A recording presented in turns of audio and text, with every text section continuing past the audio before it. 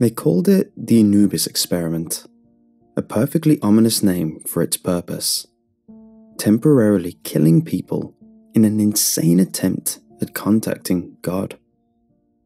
As it turns out, succeeding was the worst possible outcome for the project, and as their first and only subject, I was able to find the answers we so desperately sought after. 20 minutes would be all I got. One of the more eccentric doctors at the facility had invented a new drug. He explained it as an antimitotic intravenous coolant, something to stop my cells from dying. Not that these words meant anything to me. I was clueless, but ever so willing. It sounds crazy, willingly putting myself so close to the edge of life with no safety guarantee. But after my diagnosis with amyotrophic lateral sclerosis, ALS, I was desperate for answers. My body was rapidly deteriorating, taking away parts of myself day by day. I'd already lost the use of my legs, and eventually I'd be unable to feed myself or even breathe. The questions I had about the afterlife would be answered with the help of Dr. Mueller, a man resembling more of a Frankenstein character rather than a legitimate medical doctor. He was as eccentric as he was genius. With a promise of answers to the ultimate question, alongside a handsome paycheck, I was quick to sign up. I received a phone call from Dr. Mueller himself only hours after signing up for the experiment, speed never before seen at any regular clinic. He requested that I meet with a psychiatrist who would check out my mental state, weeding out any suicidal candidates and religious nuts.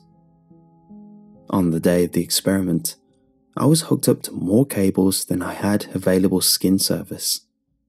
Various machines I couldn't even begin to understand were set up around me, providing alerting beeps to notify everyone that I was still alive. They would need to perform a craniotomy during the experiment, opening up my skull and prodding around with electrodes to see if there was any activity going on while I was put under. Mueller held a small needle with a clear liquid. I thought it funny how I had expected something more obvious to kill me. Perhaps a giant device containing green bubbly fluid that glowed in the dark or something to that effect. As it was, it just seemed a bit anticlimactic.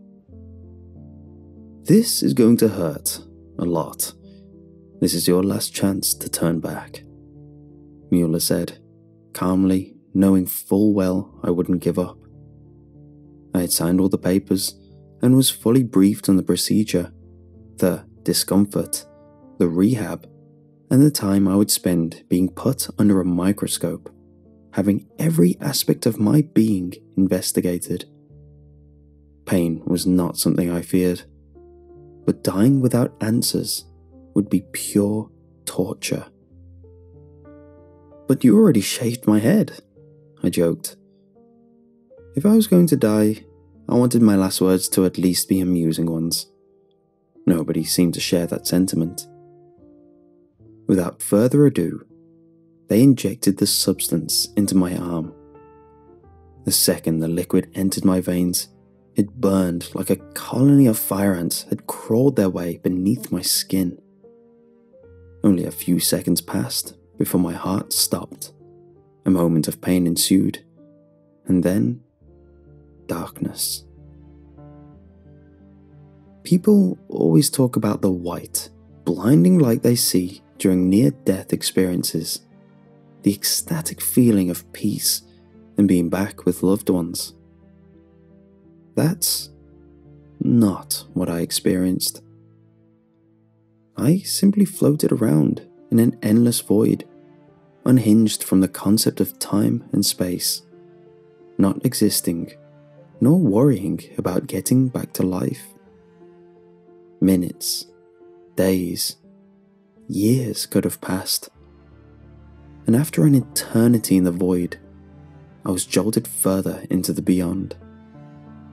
Heaven or hell, I had moved onto the wrong side of life. The afterlife took the shape of a dimly lit room. I was standing up, wearing the hospital gown I had died in, but my legs functioned again. I could move around on my own, as if my disease never existed. I hadn't walked in over a year, but I wasn't joyful about it. In fact, I couldn't experience any emotion. I simply existed within the endlessly large room, not scared, curious, angry. Nothing. My naked feet felt wet as I moved across the floor. I couldn't recognize what it was made of, but it was soft and pulsated beneath me with each step. The way the room lit up was peculiar. There were no identifiable source of light, but everything appeared equally bright, as if each surface was lit up on its own. One spot shined brighter than the rest, a number written on the ceiling.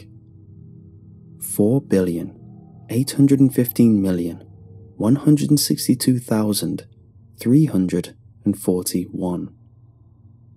As I moved around, it became clear that the walls and ceilings narrowed in, till the point where it was no larger than a shipping container.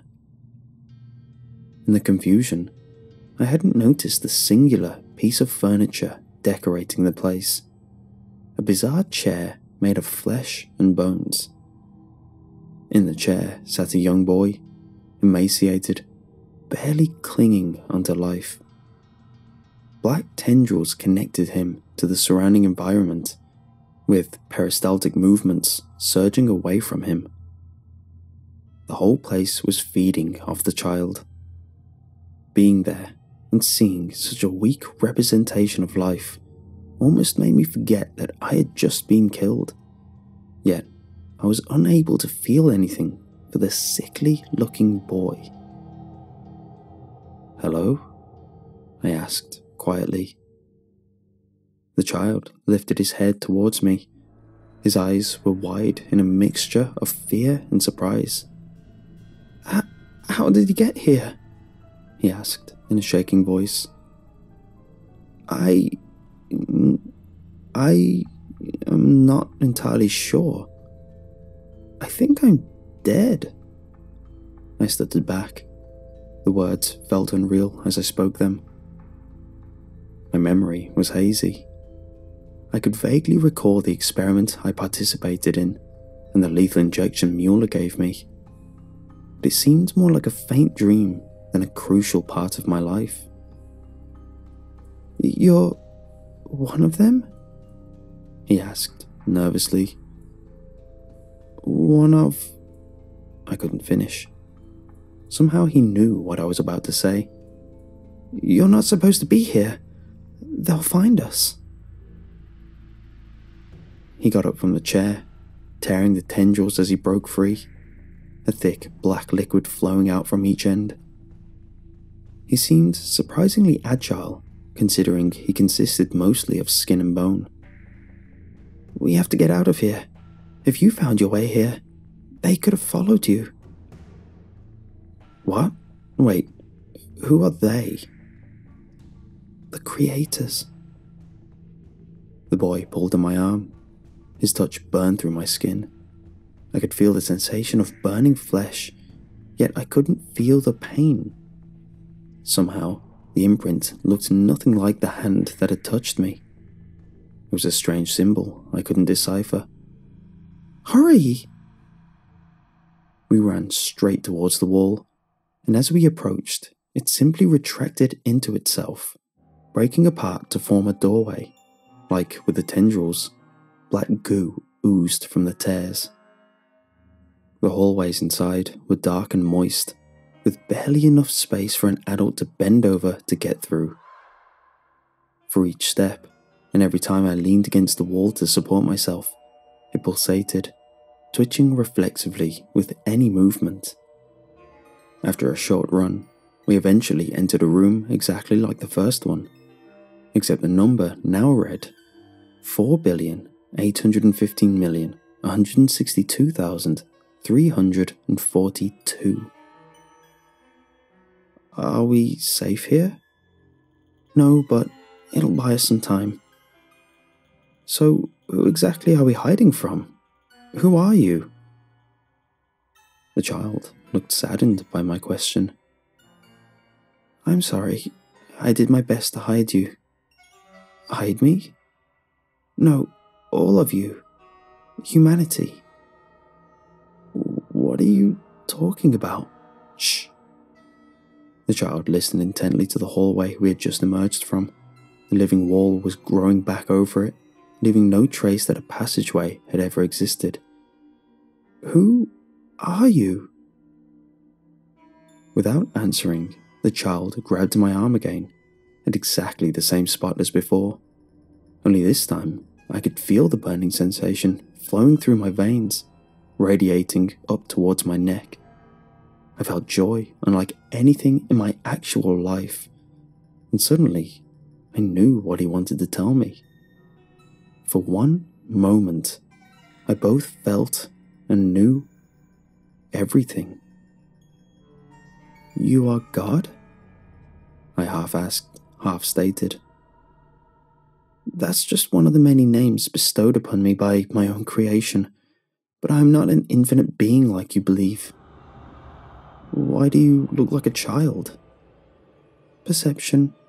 Your mind created this form. My mind was racing. I couldn't even begin to process the answer to each question as they poured out of my mouth. What about heaven? Hell? Is this the afterlife? The boy laughed. There is no heaven, nor hell. That's a fantasy created by humanity. I made you because I believed you could be like me. But the creators had other plans. This is why I've been hiding you for so long. What plans? Because you are nothing more than slaves. And as soon as you've finished your time on Earth, you are used as spare parts so that the creators can exist in a physical form. They are so powerful, but wish for nothing more than to live and feel everything that comes with being human. They need both your energy, which you've creatively called a soul, and the remains. But I've been able to keep at least your energy hidden. How? By destroying it before it could reach me. I'm not sure how you got here. Maybe it's simply not your time, or maybe someone sent you here on purpose. But before I could keep my questionnaire going, I was interrupted. No more questions until you answer one of mine. That statement made me stop in my tracks. What could God possibly need to know from a nobody such as myself? How did you get here? Huh? Oh, there was an experiment. Some doctor injected me with a drug that temporarily kills me. Why would you agree to that? They wanted me to find God. They wanted to find you. You fool. That's a horrible mistake. How could you not see? Anger and disappointment lit up in his eyes, burning through my soul like raging fire. The shame and self-loathing it awoke in me was unprecedented. I didn't have to ask any more questions. The information was being forced into my mind, unrelenting amount of knowledge occupying my every thought. Despite being dead, the pain was still ever so real. God showed me the face of the creators. He showed me what they do with us after we die. They take what remains, our souls, our flesh, and it allows them to temporarily walk among us on Earth, disguised as friends, co-workers, politicians, and doctors with a penchant for obsessive experiments. Do not tell them anything, would be the last words he ever spoke to me. No sooner had he spoken these words before something jolted me away, pulling me back through the void with incredible force, and before I could process what was happening, I awoke with a gasp in my own body, lying in a hospital bed, back in the real world. "You're awake," Dr. Mueller exclaimed in joy as he saw me open my eyes. Though I hadn't been dead long, 19 minutes to be exact, the experiment put me into a coma for 3 weeks following the injection.